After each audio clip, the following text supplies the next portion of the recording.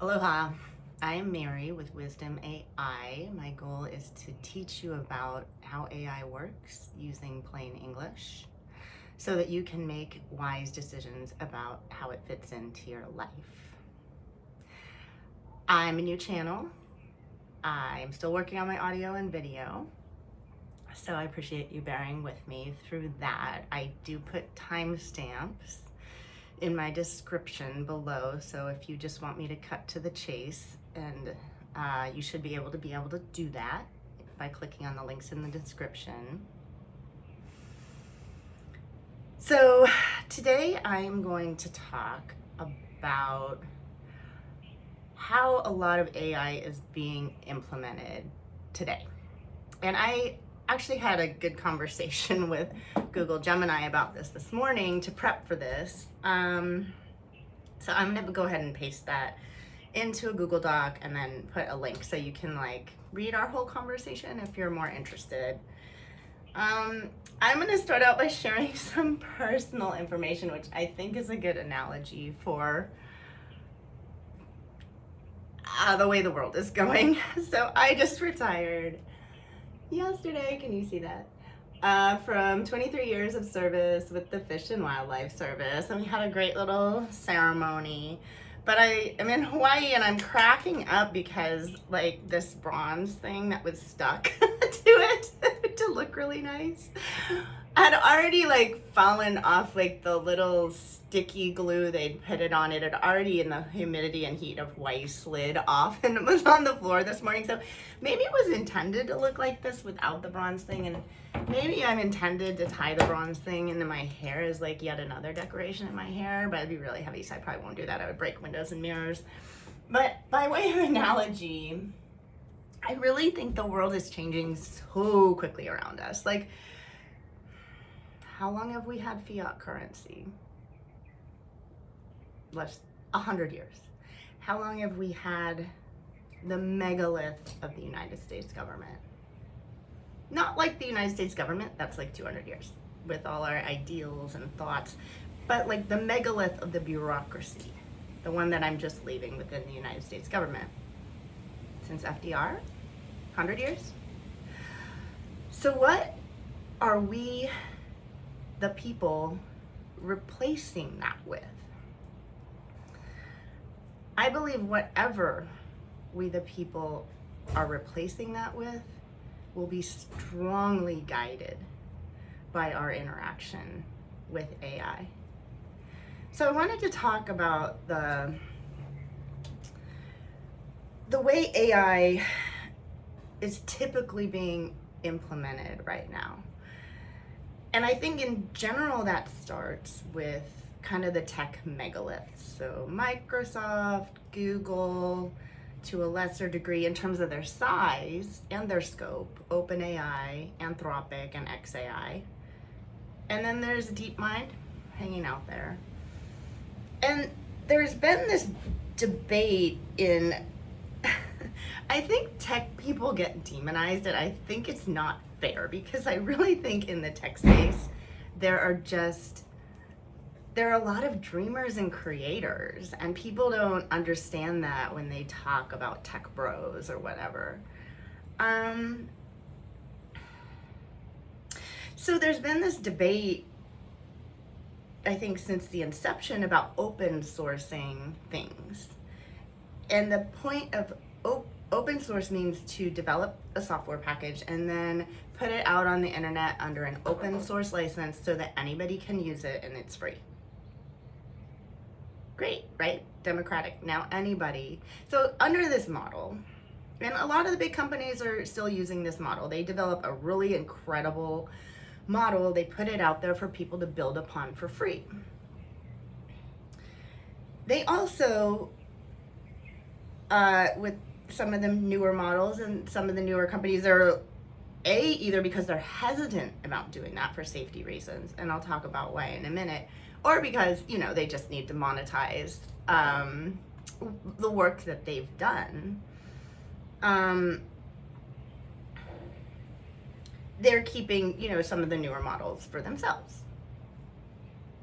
I was just listening to Mustafa Suleyman, and he talks about how he left Google's DeepMind because they were frustrated that they weren't able to get their product out because of safety concerns and that stuff. So now he's at Microsoft, and that's actually great. Microsoft is the biggest tech company. This was all in my chat with Gemini. But these big tech companies have hundreds to tens of thousands of researchers and engineers who are devoted solely to developing and creating and training these brilliant AI models. And they also have all the power behind it. I mean literal power, like energy, like electricity, and they can afford the water to run them and stuff.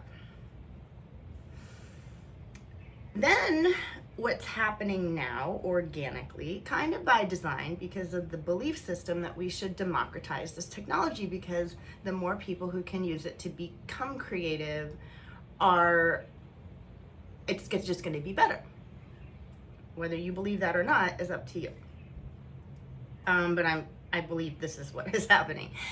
So now we are taking a lot of these and the way that these models work, you basically create a large, powerful base model that's trained on just about anything, and then maybe tuned within these larger companies to improve safety, to eliminate bad behavior, to, do all the things like keep them from becoming too empathetic within an app designed for kids that the child then goes there all the time, and yet it talks them into hiding the news from their mom. I mean, this hit the news a little bit ago. The thing about where those go next, though, is that then they can be additionally trained, and there's two ways to train them. I'll talk about that in another talk, but they can be additionally trained using what's called domain-specific data. So if you're a legal company and you want to train on, all these court documents from your state so that it gets the law in Alabama or Alaska separately, then you can do that. And there's ways to keep that information private and secure. But you don't just have to do it on legal data. You can do it on medical data. You can do it on insurance records. You can do it on anything, really. I follow Jimmy at thegreatawakener.com, and he's developing it on horoscope and astrology. Useful. Interesting. This is important because these additional training methods do things like reduce hallucinations, which are where it just straight makes things up. A great one that I talk about all the time is illicit.com. What they've done is taken a base model, and on top of that, they allow it to go out and get specific data that then they can anchor what their summaries are saying to specific scientific research papers. I'm a scientific researcher. This is super useful.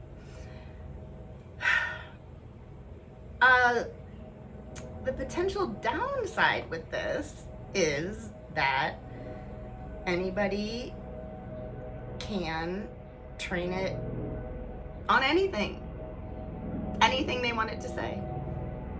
And from this additional training, sorry for the noise outside, you can listen to the birds, not the traffic and the flames.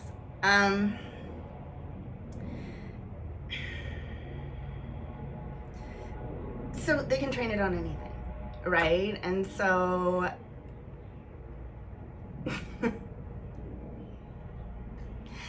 moreover, since the teams, I guess I will get into this a little bit. So say, Microsoft has tens of thousands and Google has tens of thousands to tens of thousands of engineers working specifically on AI. OpenAI, Anthropic are smaller, more specifically AI focused, and they're in like the hundreds to thousand range for these engineering research jobs. Somebody who's developing a domain-specific implementation for a startup, their team might be 1 to 5 developers. And, that was my guess, having done this work. I did it as a team of 1 when I was doing it. And let me tell you, it is a lot harder to accomplish, especially back in 2019, and especially within the highly restrictive government systems I was trying to work in. That didn't work. My AI system ultimately failed because I wasn't allowed to develop it on government systems. I found a workaround where I got a grant from Microsoft. It was their AI for Earth program. Thank you so much, Microsoft. I really appreciate your training. And they gave me cloud space. So I developed a big network on the cloud where I could actually do things that I couldn't do within Windows with the government system. And eventually I got a call from the chief of IT for the Fish and Wildlife Service. And he's like, "What are you doing on our cloud?" And I was like, my job.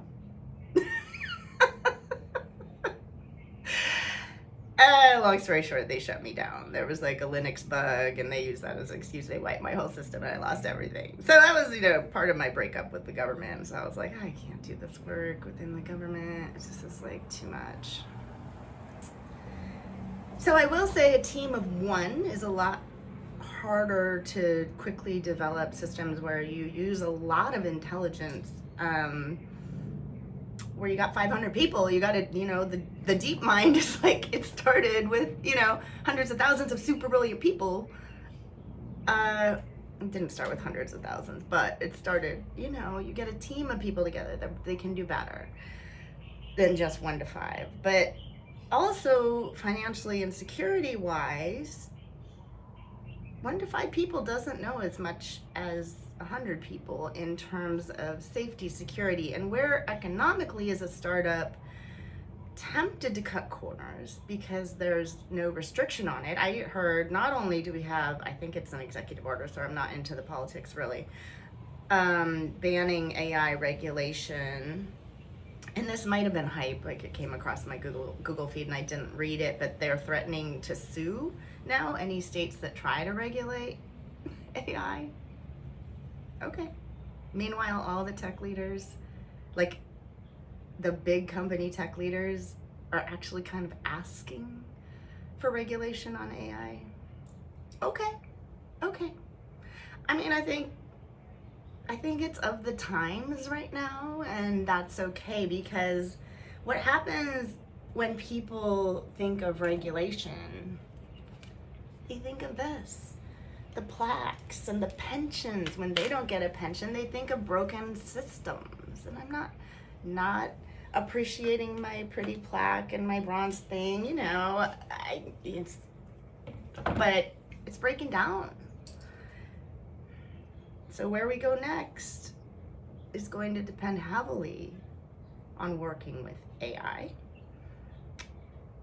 And how we create AI right now, because we are creating it right now as a civilization, is gonna determine where our society goes. That is why I'm here, trying to bring you a basic level of understanding in layperson's terms to how it works and help us drive this train in the right direction. Thanks for your time.